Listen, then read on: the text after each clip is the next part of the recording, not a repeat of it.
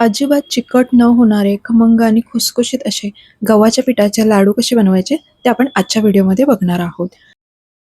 बऱ्याच वेळेला गव्हाच्या पिठाचे लाडू खाताना तोंडात चिकटल्यासारखं वाटतात, तर ते तसं होऊ नये यासाठी खूप साऱ्या टिप्स या व्हिडिओमध्ये शेअर केलेल्या आहेत. तर व्हिडिओ कुठेही स्किप न करता पूर्ण पहा. स्वागत आहे सर्वांचं शिल्पा होम किचनमध्ये. अशा छान छान रेसिपी पाहण्यासाठी चॅनलला सबस्क्राईब करा. चला तर मग रेसिपीला सुरुवात करूया. तर लाडू बनवण्यासाठी इथे सुरुवातीला मी गॅसवरती कढई घेतली आणि अर्धा वाटी तूप घेतले. तर त्या अर्धा वाटी तुपामधलं आपल्याला थोडं थोडं तूप घालायचं आहे. तर सुरुवातीला मी 2 मोठे चमचे तूप घेतले आणि आता यावरती आपण पीठ भाजून घेणार आहोत. तर 1 वाटी गव्हाचं पीठ घेतलेलं आहे. जे आपण नॉर्मल चपातीसाठी वगैरे वापरतो तेच पीठ इथे मी वापरलेलं आहे. तर 1 वाटी पीठ आपल्याला हे छान भाजून घ्यायचं आहे. तूप वापरताना आपल्याला सगळं तूप एकत्र वापरायचं नाही, तर थोडं थोडं तूप घालायचे. तर सुरुवातीला मी 2 चमचे घेतले आणि आता परत 2 चमचे तूप यामध्ये ॲड केले आणि हे पीठ आपल्याला छान सुगंध सुटेपर्यंत आणि हलका तांबूस रंग येईपर्यंत आपल्याला हे पीठ भाजून घ्यायचं आहे. जसं आपण बेसनचे लाडू बनवताना बेसन भाजून घेतो, अगदी त्याच पद्धतीने आपल्याला हे गव्हाचं पीठ भाजून घ्यायचं आहे. तर पुन्हा एकदा मी इथे 1 टेबलस्पून तूप ॲड केलेलं आहे आणि आता हे पुरेसं आहे. तर पीठ छान भाजले गेलेलं आहे. ते एका पसरट परातीमध्ये काढून घेतलेलं आहे. आता त्याच कढईमध्ये 1 टेबलस्पून तूप घेतले आणि इथे मी साधारण 10 ते 12 बदाम आणि 10 ते 12 काजू, 3 ते 4 अक्रोड असे हे ड्रायफ्रुट्स घेतलेले आहेत. तुम्ही तुमच्या आवडीनुसार कोणतेही ड्रायफ्रुट्स इथे घेऊ शकता.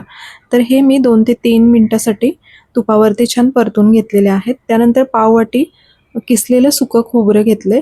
आता हे सुद्धा आपल्याला छान तांबूस रंगावरती खोबरं भाजून घ्यायचं आहे. तर अगदी 3 ते 4 मिनिटं लागतात. तर बघू शकता हे खोबरंसुद्धा छान भाजलेलं आहे. तर हे सुद्धा मी काढून घेतलेलं आहे.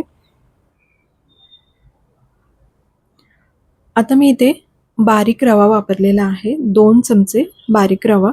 तर रवा वापरल्यामुळे जे आपले लाडू आहेत ते खूप खाताना असं चिकट लागणार नाही. छान असे दाणेदार असे तयार होतात.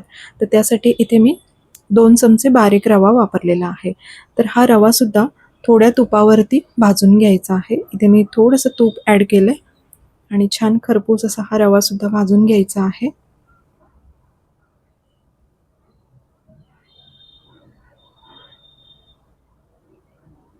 तर रवा भाजून झालेला आहे, काढून घेतलेला आहे. आता त्यानंतर पुन्हा कढईमध्ये 1 टेबलस्पून तूप घेतलं आणि तूप छान गरम झालं की यावरती मी साधारण 2 टेबलस्पून डिंक घेतलेला आहे आणि हे डिंक आपल्याला तुपावरती छान परतून घ्यायचं आहे. अगदी छान फुलवून घ्यायचं. 2 ते 3 मिनिटातच हा डिंक भाजला जातो. तर छान भाजून झालं की हे सुद्धा आपल्याला काढून घ्यायचं आहे.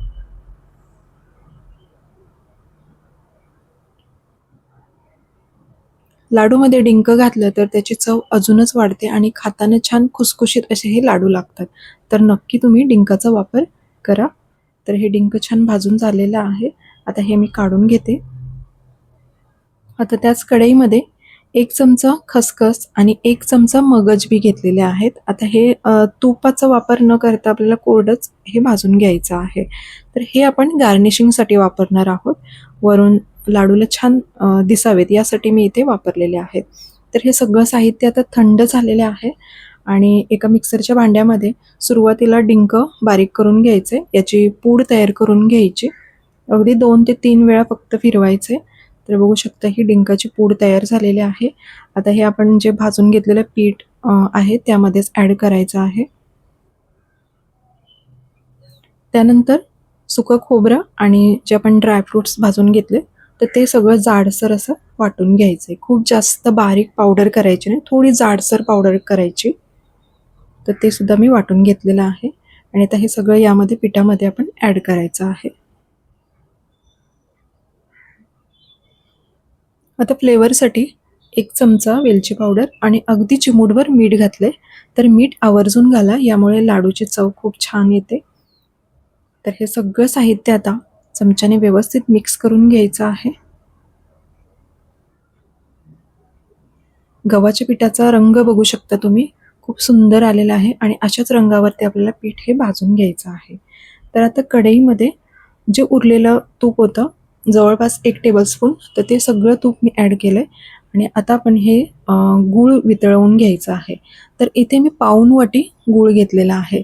ज्या वाटीने आपण गव्हाचं पीठ मोजून घेतलंय त्या वाटीने पाऊण वाटी बारीक चिरून घेतलेला गूळ घेतलेला आहे. तर हे एवढं प्रमाण अगदी परफेक्ट आहे. जर तुम्हाला यापेक्षा जास्त गोड आवडत असेल तर 1 वाटी गूळ घेऊ शकता. पण 1 वाटी गव्हाच्या पिठासाठी आणि आपण आणखी काही जिन्नस वापरले तर त्यासाठी पाऊण वाटी गूळ हे अगदी परफेक्ट प्रमाण आहे. तर हे गूळ फक्त आपल्याला वितळवून घ्यायचं आहे, याचा पाक वगैरे तयार करायचा नाही. तर यामधले सगळे खडे छान असे विरघळले की हे आपण या पिठामध्ये ॲड करायचं आहे. तर आता आपण जे खसखस आणि मगज बी भाजून घेतले तर ते सुद्धा यामध्ये ॲड करायचं आहे. आणि आता चमच्याने हे व्यवस्थित पटापट मिक्स करून घ्यायचे. तर सुरुवातीला गूळ खूप गरम आहे, तर चमच्याने हे एकजीव करून घ्यायचं. आणि थोडंसं मिक्स करून झालं, थोडंसं थंड झालं की मग हाताने हे पीठ एकत्र करून घ्यायचं आणि मग लाडू वळायचे. तर बघू शकता आपल्या तुपाचं आणि गुळाचा जो पाक आहे ते अगदी परफेक्ट प्रमाण झालेलं आहे. छान असं बाइंडिंग झालेलं आहे. तर आता हे मिश्रण थोडंसं थंड झालंय, तर हाताने हे असं व्यवस्थित मिक्स करून घ्यायचे आणि आता लाडू वळून घ्यायचे.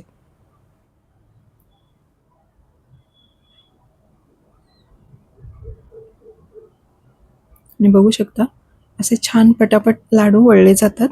जरी हे मिश्रण तुम्हाला कोरडं वाटत असलं तरी बाइंडिंग खूप छान होते.